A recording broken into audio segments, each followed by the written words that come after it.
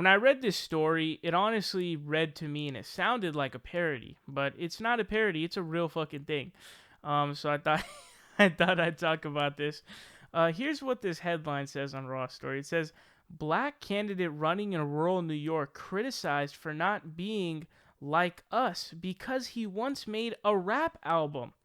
Says a black Democrat running for Congress in New York's 19th district is being slammed by Republicans for not being able to adequately represent rural New York because he once recorded a rap album.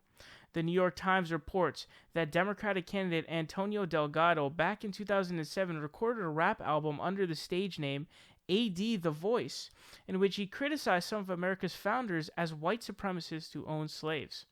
By the way, the founders, well, there's clearly the obvious thing of you can't relegate today's moral standards on historic figures because it doesn't make any sense. Yeah, they were white supremacists and they did own slaves, so you can make those two statements and you're not contradicting yourself. So he's not wrong by any stretch of the imagination. But it says now his rival incumbent representative John Faso, I'm not sure, has seized on the rap album in an effort to portray him as out of touch with the concerns of rural America.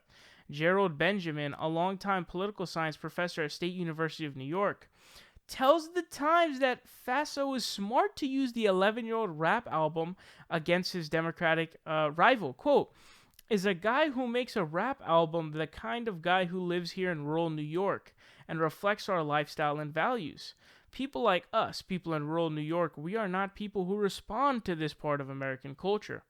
Benjamin also tells Times that he does not believe that rap is real music. He probably shouldn't have said that because I think that throws sort of the cat out of the bag, if you know what I'm saying.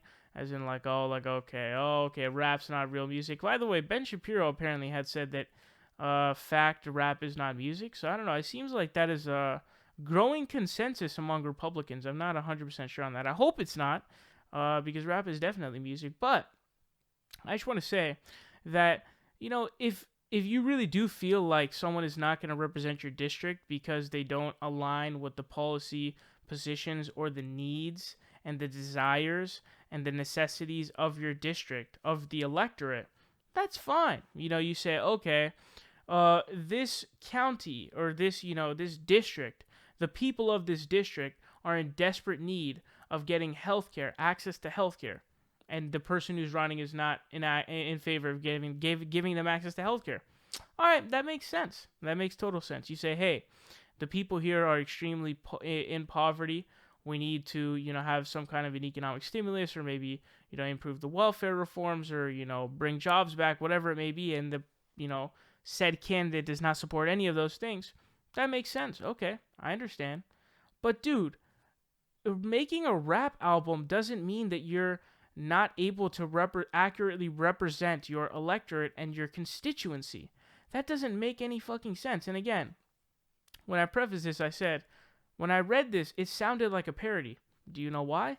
It's because it did sound like a fucking parody. Because that's what it sounds like. But no, this is rural America, man. I mean, come on. Can you get any more embarrassing? Can it get any more embarrassing?